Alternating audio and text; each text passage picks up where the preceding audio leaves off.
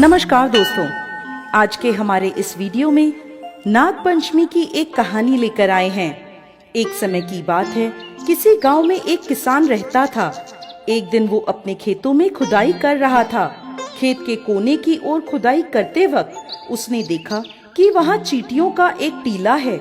जैसे ही वो उस टीले को खोदने लगा तो उसने देखा कि उसकी कुदाल की चोट से एक नाग के टुकड़े हो गए और वो वहीं मर गया। यह देखकर उसे बहुत पश्चाताप हुआ। वो बहुत दुखी हुआ और सोचने लगा कि उससे बहुत बड़ा पाप हो गया है, लेकिन जो होना था वो हो गया। उसने वहीं गड्ढा करके उस सांप को वहां गाड़ दिया और फिर आगे की ओर खुदाई करने लगा।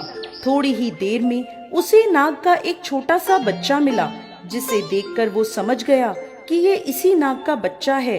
किसान को उस बच्चे पर दया आई और वो उसे अपने साथ अपने घर ले गया। किसान और उसकी पत्नी उस नाग के बच्चे का अपने बच्चे की तरह पालन पोषण करने लगे। शाम के समय जब नागिन उस टीले पर आई तो खून देखकर वो समझ गई कि जरूर खुदाई करते समय किसान ने नाग को मार दिया है। अपने बच्चे को भी वहाँ ना देखकर उसे लगा कि उसका बच्चा भी मर गया है।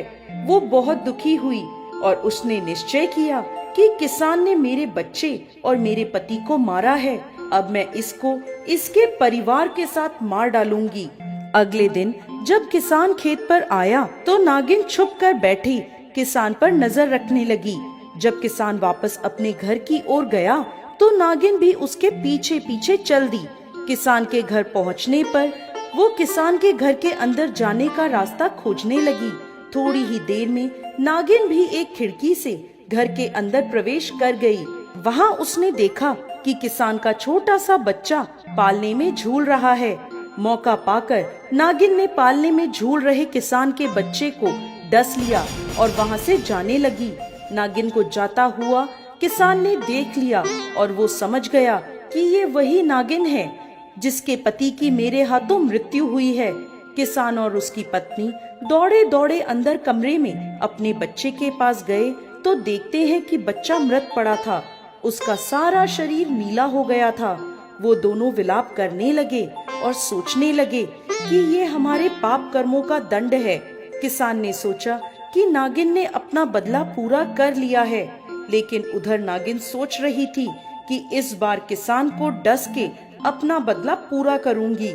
एक बार फिर मौका पाकर वो किसान के घर पहुंची तो उसने देखा कि किसान के घर में एक नाग का बच्चा है जिसे वो दोनों दूध पिला रहे थे, प्यार से उसे पाल रहे थे। उस बच्चे को देखकर नागिन समझ गई कि ये उसी का बच्चा है। नागिन को बहुत आश्चर्य हुआ। वो कई दिनों तक पेड़ की ओट में छुपकर किसान और उसकी पत्नी के पास पल रहे अपने बच्चे को देखती रही। यह देखकर नागिन के मन में किसान के बच्चे को मारने का बहुत पश्चाताप हुआ। वो सोचने लगी कि ये दोनों बहुत दयालु हैं, बहुत धर्मात्मा हैं, मेरे बच्चे की देखभाल कर रहे हैं और मैंने इनके बच्चे को मार दिया। ऐसा सोचते हुए वो भगवान शिव के मंदिर में पहुंची और शिवलिंग की परिक्रमा करने लगी। वो एक इच्छाधारी नागिन थी। भोलेनाथ उसकी परिक्रमा से प्रसन्न हुए और पूछने लगे, कहो तुम क्या चाहती हो? नागिन बोली, हे भोलेनाथ, मुझसे बहुत बड़ी भूल हो गई है।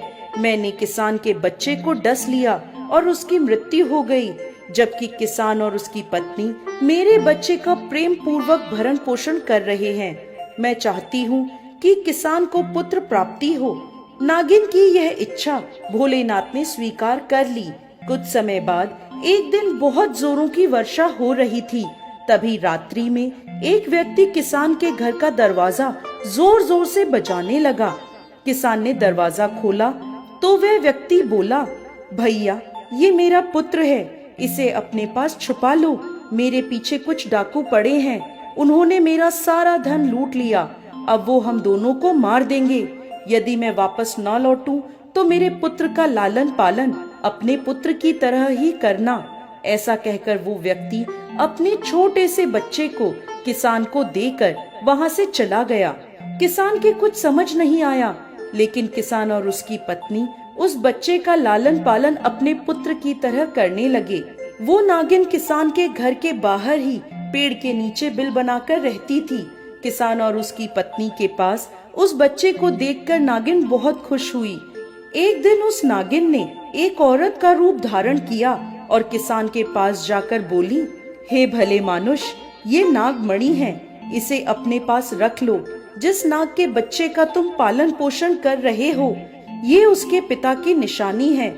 यदि कभी भी किसी भी इंसान को कोई सर्प काट ले तो इस नागमणि को उस कटे स्थान पर रखने से सांप का जहर तुरंत खत्म हो जाता है।